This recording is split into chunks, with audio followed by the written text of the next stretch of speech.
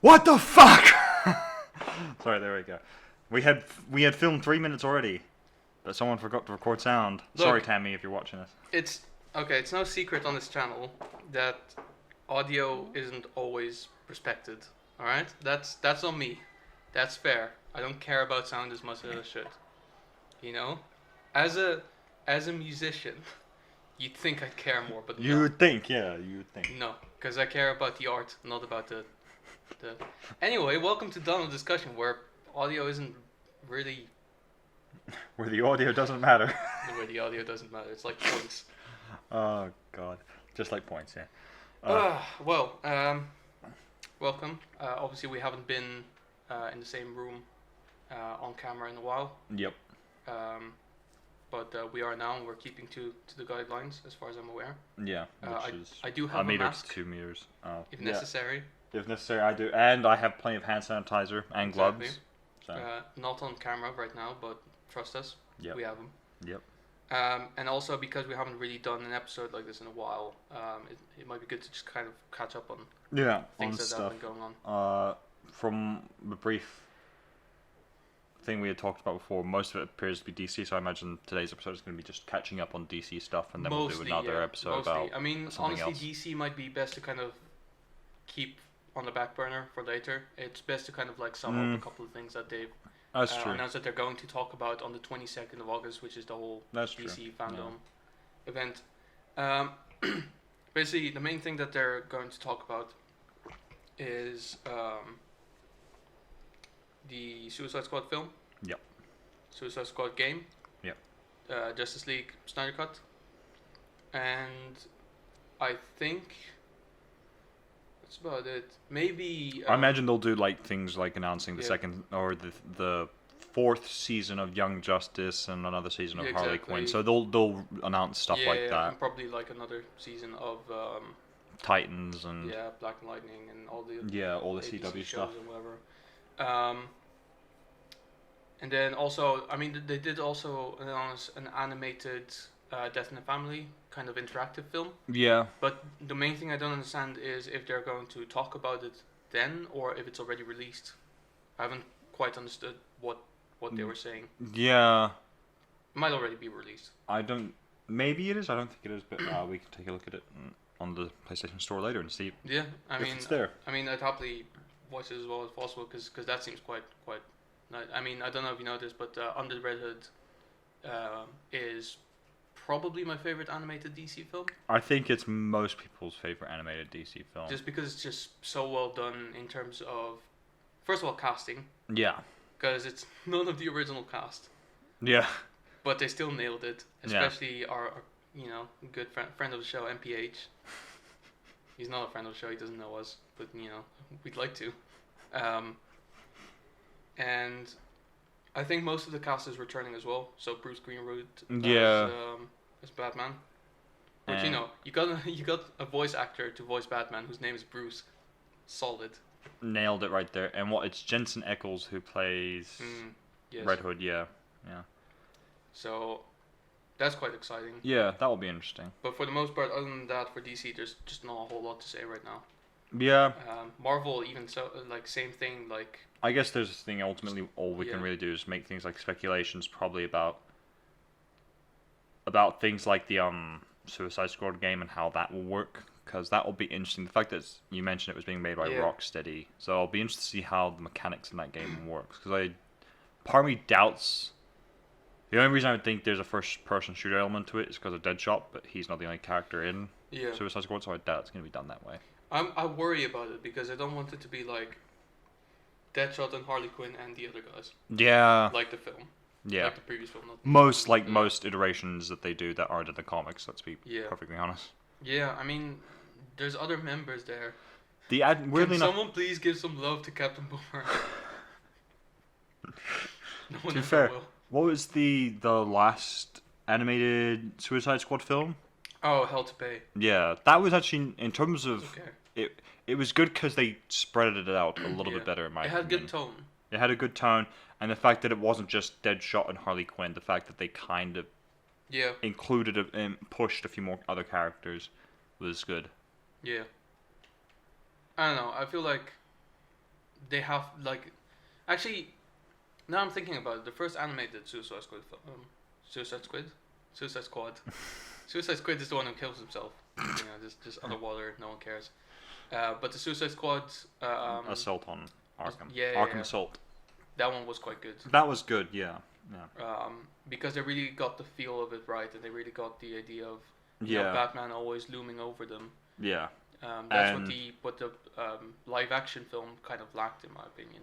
Yeah, because I think, weirdly enough, a film where they have two antagonizing forces, like in that film, who was it? It was the Joker / Riddler to an extent. Or, well, it was just Arkham itself, I guess you could argue. Arkham itself, and then Batman being the second one. Yeah.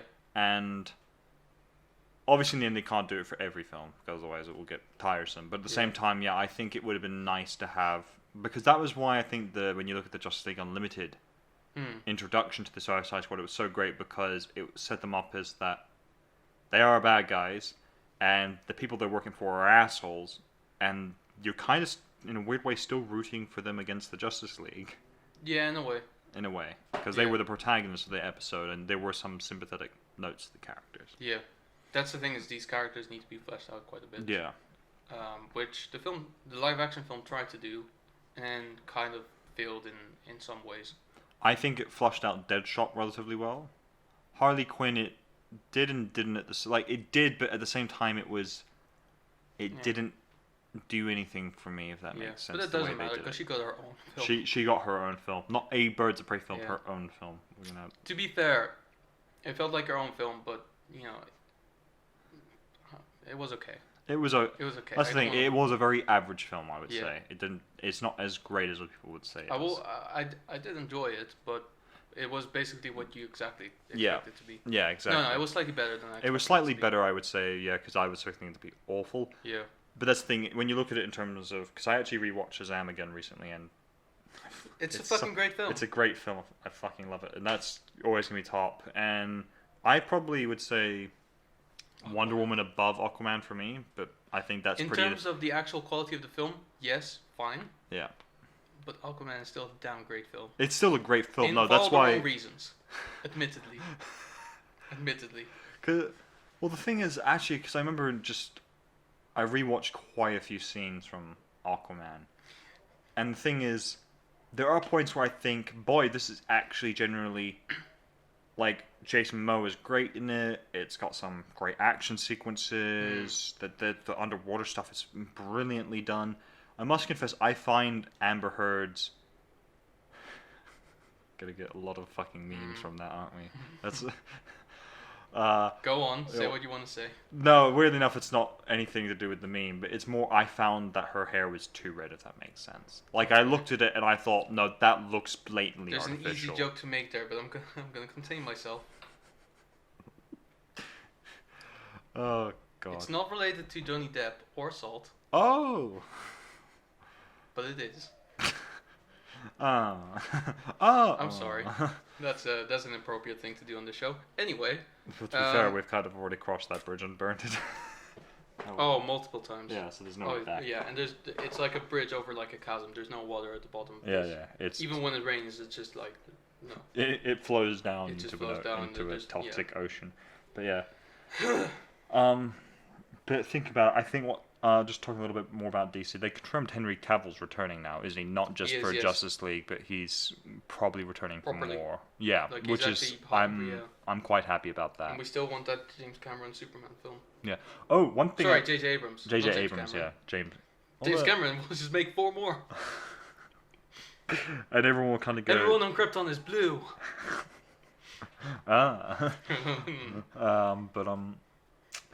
I must confess. Oh, one thing we did gloss over is the Batman. Right.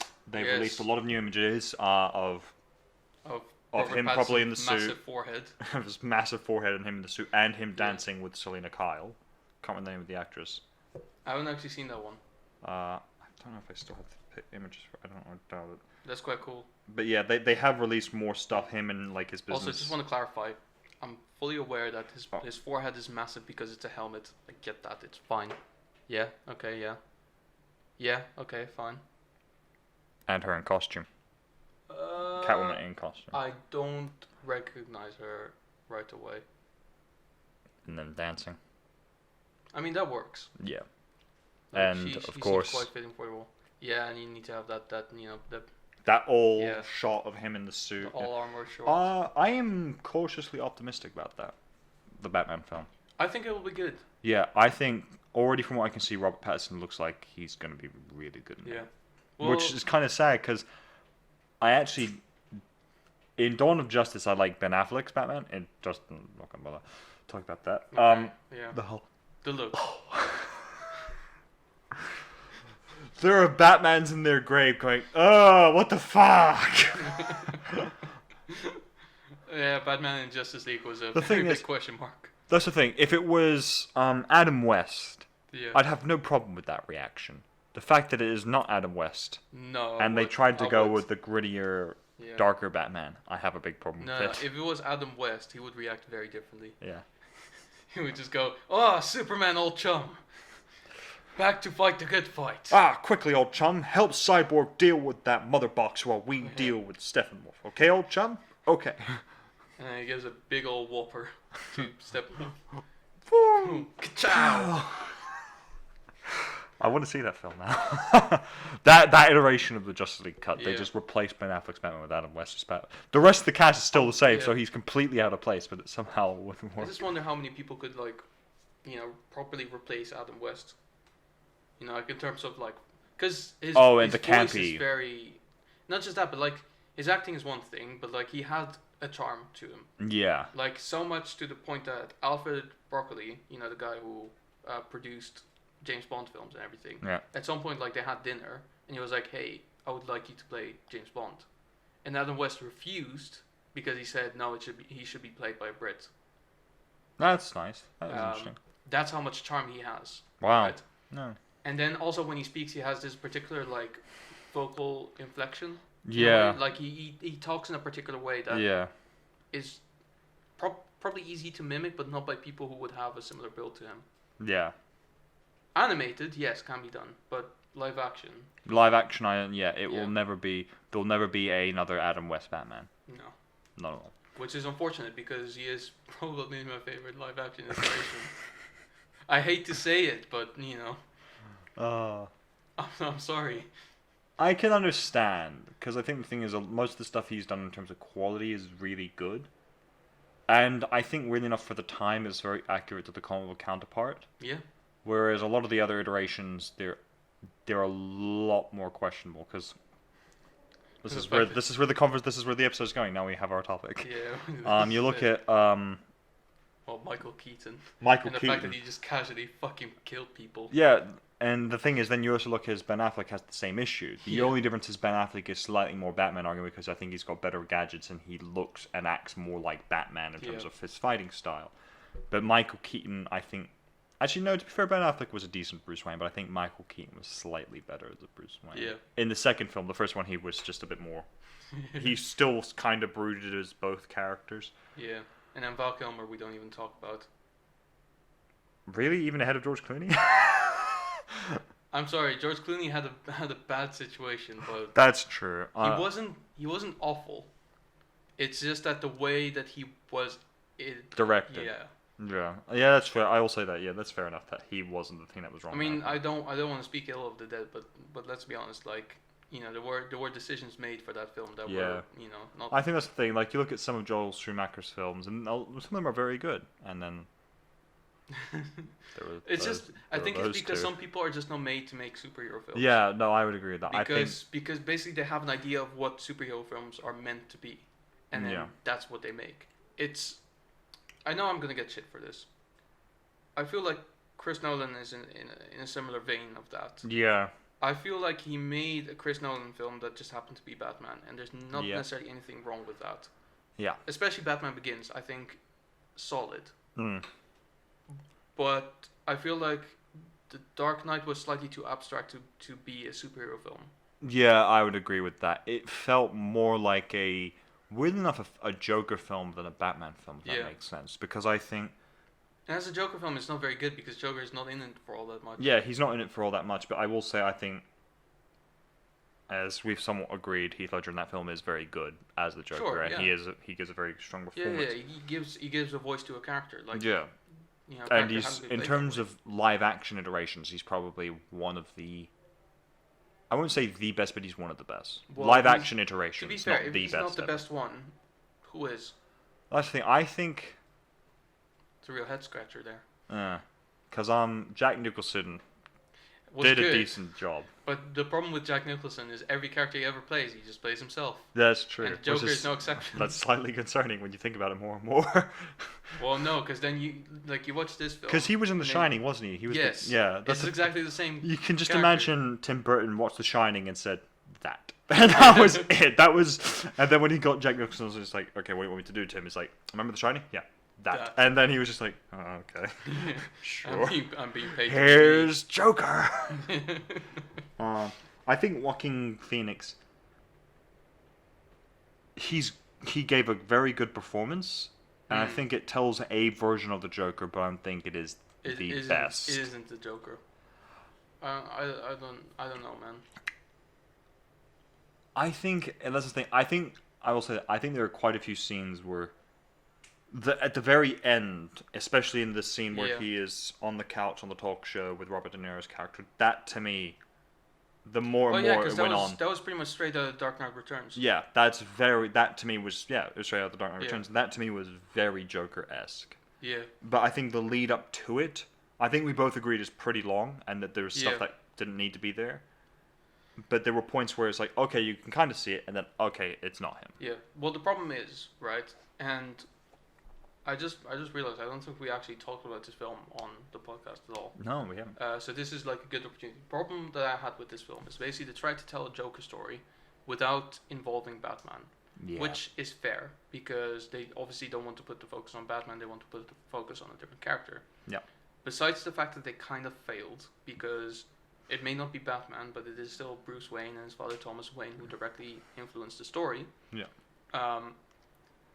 You can't really do that to properly explain the Joker. Yeah. Because the The Joker whole- has an obsession. Like, the problem is that in this film he has an obsession with the structure of society. Yeah. But that's like a side effect of everything that the Joker does. Joker is, in an unstable way, in love with the chaos that comes with, you know, the cat and the mouse game of... That he plays with Batman. Yeah. And I feel like it is very difficult to have the Joker without Batman. Yeah, I would agree with that, because I think, for anyone who knows the comics, Joker is, to an extent, in not just in love with the chaos, but he's in love with Batman. To an extent, whether it's truly sort of proper love, which it probably isn't, it's just him being crazy, is up for debate. But the thing is, I think in that film, the one thing I really liked about it was that at the very end, there felt like there was a clear point where he said such a strong message to Gotham that there's a possibility that Joaquin Phoenix may have been the first Joker, but he isn't the Joker. And that was the idea I think they're trying to play with more and more in DC Comics. I think they did it recently after one of the arcs in the New 52 where Batman got on the Mobius chair and he asked the question, who is the Joker? And he found out there wasn't just one. And the idea that the Joker is like Batman. He is no longer a person. He is a symbol. And therefore he is... Okay. I think I kind of got that towards the end of the film. I mean, not completely, but I can kind of see that's... So there were some shades I of that. didn't look at it that way before, to be honest. That didn't... It makes it a little bit more interesting as well, because obviously, like, his parents were killed by a Joker. Yeah. That kind of puts that in perspective. I think I hadn't considered that. Because I think that was the thing when Bruce Wayne's most tragic day is also the day the Joker as an ideal and an entity is born. And therefore, it's almost there a is destined... poetry there. There's a it's there. I think we both agreed there's a lot of poetry in that. There's a destined fate that Joker's born, so is Batman. Yeah. It is destined that this is how it will end. Them together always. And then came the sequel. And then came the which is regrettable. Yeah, I don't think it needs a sequel, to be perfectly honest. Yeah. I can understand why Warner was doing it. It was a massive cash grab. It made them a shit ton of money. But there are some films that need to be alone and don't need a sequel. And I think the Joker is one of them, yeah. Because what do you want to do in a sequel? Yeah, I mean, that's the thing. Unless you do introduce Batman and then show him becoming obsessed. Like, that's the thing. The sequel has to include Batman, I think now. Yeah, but I don't want that. I don't want that either. There's no but point. there's no point. But that's how they would probably have to do it in the end, ultimately. Maybe. They haven't really released any new trailers or anything for Wonder Woman 1984. But to be fair, I think they've pushed it to next year, haven't they? It's meant to come out this year. So I think, in terms of films that are coming out at all, like, because cinemas aren't opening up everywhere right now. Yeah. There's only a couple of them opening, and there's still films coming out now. Like, I think Tenet is coming out end of this month. Yeah, it's meant to if be. at all. Yeah. I think they released a film called An American Pickle with Seth Rogen. Okay. Do you know about this film? Nope. Not Okay, at all. it's fucking nuts. But basically, it's about. So basically, in like the 1920s, early 1920s, end of the 1910s, like a Polish, like Jewish immigrant, looking like Seth Rogen, obviously, migrates to New York, and like he starts working in a pickle factory, but accidentally falls into a vat of pickle brine, and then basically remains in that brine for 100 years. And then I have heard of and then he about wakes this. up in the future in like 2020. These are the kind of films that we're making now. I mean, weirdly enough, that actually kind of sounds kind of interesting. I'd love to watch it. I would love to watch I that can't too. go to the cinema though because my local cinema isn't opening. Yeah. I think that's the thing. The other issue is that they're opening Yeah. very restricted amounts of cinemas. Because this thing, cinemas are meant to be reopening here for review properly on the 21st, Yeah. from what I've gathered. But nothing's been confirmed. Like, that's the thing, is that anyone watching this, it's all being played by ear at the moment. Yeah, fair enough. I know that Wonder Woman was meant to come out at some point. I think they pushed back to November. Yeah. Actually, no. Which means that we've gone essentially a year now without a new Marvel film. Yeah. Feels very weird. It is super fucking weird now not having a fucking... Almost feels like an inch. You know, an inch that I just can't get rid of. Don't worry, the Avenger game is coming out, which will fill that itch. No, it won't. I actually... Not even fucking slightly. I actually watched some gameplay recently for it, and it was Hulk versus Abomination. I was watching it and thinking, there is potential here, but it's potential for it to either be Kamala good... Khan? Huh? Why Kamala Khan? She doesn't need to be there. She's not an Avenger. No one gives a shit about her. Wow, that's brutal. I don't have a problem with her character at all. I have all the problems with her character. Because she's basically she's annoying, right? She is constantly pushed as like this new generation of part of a new generation of heroes, but she isn't a hero in her own right because she keeps saying like, oh, you know, Captain Marvel is my hero, Miss Marvel is my hero. That's why she calls herself Miss Marvel, and all she ever does is like fangirling over other superheroes. Okay. It doesn't give me the idea that she has like any sort of solid ground to stand on as a character of her own. Who knows? Maybe this game will change. Not even a fucking... I mean... I will say this, there's always a chance for characters to improve and stop being what they are and becoming something different. Really? Yes. Oh, really? When was the last time this happened? For any character? Alan Scott Green Lantern, he was straight before, now he's gay.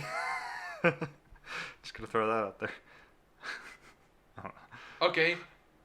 Assuming that I ever had a problem with Alan Scott, which I didn't, how would this improve things? I don't know. It's Would just it be it's because just if I didn't proving like that him, I would just be a homophobe? Like, no, it's just saying that they do make changes to characters and saying that would improve the character in a way that that you would appreciate him more. When was the last time this happened? I guess you could argue it for Harley Quinn. She's no longer just obsessed with the Joker. She's diverting away from him. Okay, I'll be honest.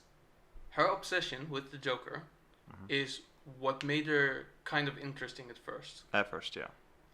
Her separation from it and becoming her own kind of woman in a certain way, I've not felt any result of that in any of the media except for maybe the anime TV show. Okay. And then it's still not pretty because then she becomes very codependent with Poison Ivy. Yeah. So basically maybe, but the fact that she is hailed as like a strong independent woman is just outright incorrect. Yeah. and I'd this agree. is why I can't celebrate her as such. Okay. She's an interesting enough character at times, and I'm not just saying that because she's like, born as Joko's girlfriend who then got separated from that and has to deal with, coming out of a toxic relationship, which is something that I'm sure a lot of women can kind of, relate to. Yeah. But also because she has obviously a lot of childhood kind of scars that she carries around. Yeah. That kind of makes her interesting. But first of all, the fact that she's hailed as a strong, independent woman by a lot of people, even though she isn't. And the second thing is that she is overrepresented in media. Yeah. Like, there's too much of her at this point. No, I'd agree with that. I will say, actually, one kind of example I can kind of feel in terms of Camilla, weirdly enough, is from Justice League Unlimited, and it is Wonder Woman, because Wonder Woman, at points in that show, really frustrated me because she came across as this aggressive, super feminist. There is a scene where she blatantly says all men are horrible, and the person who and she's about to fucking punch someone's lights out, basically yelling down at her is John Jones, who's always the voice of reason in every situation, let's be honest. Good old John. Yeah, good old John. And then there's more growth to her throughout the show. There's a point where they return to Themyscira, and there's the point of she goes, she brought all the Justice League men with her, which just on Themyscira is not going to fly, even though they're the ones that fucking save the day at the end of it. And also because, Superman can actually, fly. Yeah. And they just Anyway. They survive and she stands up for them, which is, I think, a very poignant moment. Because I think what I like about Wonder Woman, really going off to an off-tangent note, is the fact that she does have growth from thinking men are terrible to realizing there is potential. You know what? I kind of see that point, but now I'm thinking about it. I have a character that's even more so that they made a change that made me like him more. Aquaman. Yeah. Now I'm thinking about it. Aquaman. That's true. Why didn't I go? I forgot Aquaman. I'm annoyed. Yeah, because I never had a problem with Wonder Woman. Yeah. I think great. Super feminine. Yeah, fine. But it's the growth that kind of improves her. It's just that Aquaman never had a reason of being. Yeah. And then at one point it was like, oh yeah, but do you also know that he's like the Emperor of the Seven Seas? And it's like, well, okay, you didn't say that. Yeah. If you had said that first of all, I would have, Yeah. People always lead he talked with fish. But I find most people who lead with that are actually making fun of him. But, yeah, Aquaman is... So I gotta take this. Hello? What? Fuck off. Too long. End it now. Why? But... Alright, fine. Cool. See ya. That's the end of the episode, just calling to say that he's here.